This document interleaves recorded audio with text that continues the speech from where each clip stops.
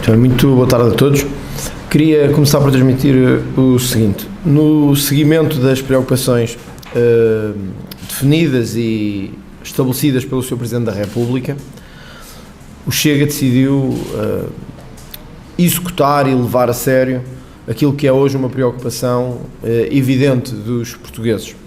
O Sr. Presidente da República pediu e quis manter na agenda o tema da habitação e o tema dos juros bancários, e o Chega entende que esse é de facto um tema que o Parlamento não pode evitar e que deve ser discutido e aprofundado ao longo dos próximos meses.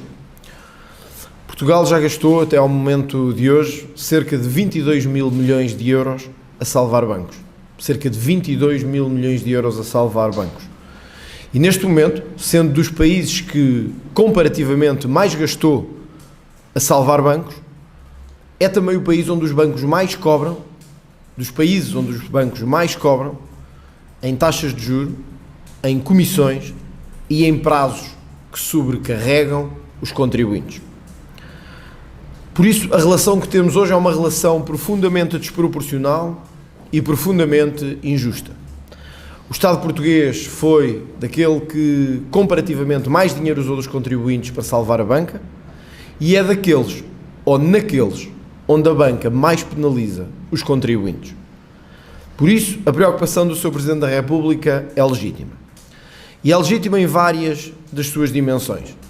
O sacrifício enorme que a maioria dos portugueses fizeram para que tivéssemos hoje um sistema bancário relativamente estável, nomeadamente salvando, sustentando e garantindo a liquidez a muitas das instituições bancárias.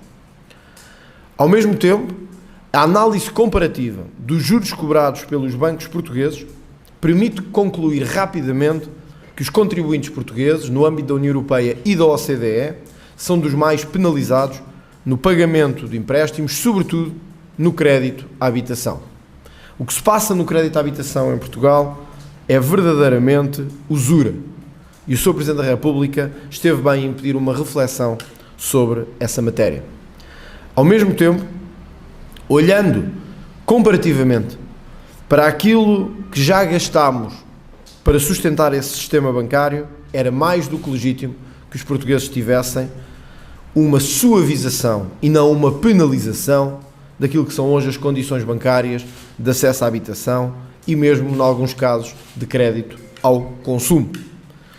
Por isso mesmo, e por ser para nós um tema relevante, decidimos que o dia 18 de maio será dedicado integralmente no Parlamento à discussão não apenas das condições bancárias, da penalização que os contribuintes têm sentido face ao sistema bancário e às dificuldades de pagamento das prestações das casas ou do crédito à habitação, mas ao mesmo tempo convocar o tema dos lesados da banca nas suas várias dimensões para um grande debate parlamentar que ocorrerá no dia 18 de maio.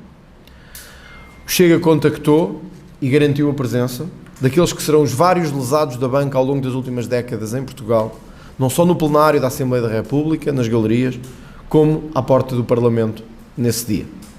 É importante que os bancos ouçam e que o sistema bancário perceba que não é dono do país e que o que está a fazer aos contribuintes é de uma enorme maldade.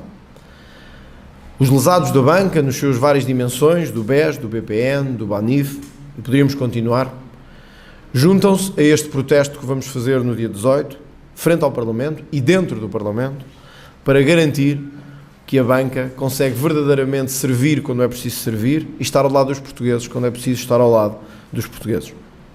O Chega já tinha reservado o dia 18 de maio para a sua ordem do dia e por isso mesmo decidimos utilizá-la para dar concretização a esta preocupação que o Sr. Presidente da República lançou, e bem, da Banca Nacional, das dificuldades que todos, e sobretudo a classe média, sente para pagar as suas prestações e da injustiça que é que tantos milhares de lesados da banca continuem sem ter o ressarcimento que deveriam ter da parte do Estado.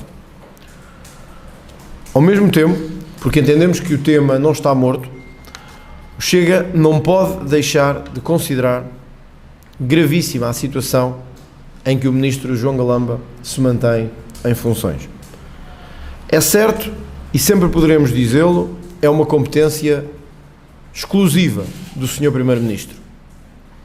É certo, e podemos dizê-lo, o Presidente da República entendeu não demitir o Governo, nem dissolver a Assembleia da República. Fê-lo, no nosso entendimento, mal, mas é o Sr. Presidente da República que cabe tomar esta decisão.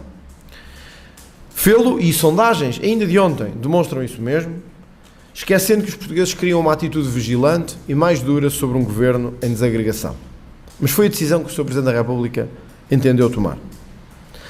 Acontece que manter João Galamba em funções é desprestigiar, desacreditar e prejudicar dois dossiês fundamentais que neste momento o Governo tem em mãos. O primeiro, o do novo aeroporto e o da privatização da TAP.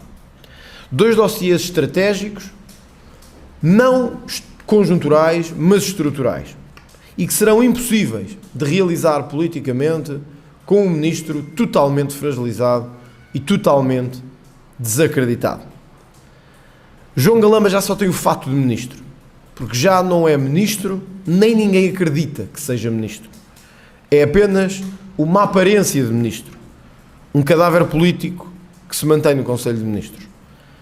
O dossiê da ferrovia, fundamental para o crescimento estratégico português, não só no contexto da União Europeia, como no contexto da coesão nacional territorial. Estes dois dossiês, do aeroporto e da privatização da TAP, e da modernização da ferrovia, ligada a fundos comunitários, são estratégicos para o Governo em funções. E é impossível mantê-los estratégicos, credíveis e fortes, com um ministro que não é credível, que já não existe politicamente e que está socialmente desacreditado. António Costa sabe isso, tal como sabia de Eduardo Cabrita, de Constâncio Urbano de Sousa ou até do antigo Ministro da Defesa, Azeredo Lopes. Mas prefere e quer ter um para-raios, para onde todos os ataques se dirigem, protegendo-o a ele próprio, prejudicando o país e dossiês estratégicos como este. O sistema constitucional português não permite moções de censura setoriais. Ao contrário de outros países que podem ter moções de censura a ministros e a segmentos do Governo, a Constituição portuguesa não o permite. A moção de censura é apenas um ato reservado dos partidos a todo o Governo e não a determinados ministros. Garantimos já que, se o PSD não o fizesse, apresentaríamos uma nova moção de censura na abertura da nova sessão legislativa. Até lá, e enquanto o PSD decide se torna verdadeira oposição ou se continua a fazer o mesmo papel, temos de decidir e manter a pressão alta sobre o Governo. O Chega entrega por isso hoje na Assembleia da República uma resolução ao Governo, inédita, apenas porque nunca aconteceu, para que demita o Ministro João Galamba. E gostava de vos explicar juridicamente o que está em causa. A manutenção, nomeação ou exoneração dos ministros é da exclusiva competência do Governo, especificamente do Sr. Primeiro-Ministro. A Assembleia da República não pode nomear, nem exonerar, nem censurar especificamente ministros de determinadas pastas. Mas tal como a Assembleia da República pode recomendar ao Governo a não aprovação dos programas de estabilidade e crescimento ou a não aprovação do programa de Governo, pode também indicar e recomendar ao Governo a substituição e exoneração de um determinado ministro. Essa é a interpretação que temos e nada na lei ou no regimento nos parece ser em contrário. Porque ouvimos muitos deputados socialistas, em vários canais televisivos e em vários jornais, dizer que era importante que houvesse uma substituição e uma remodelação.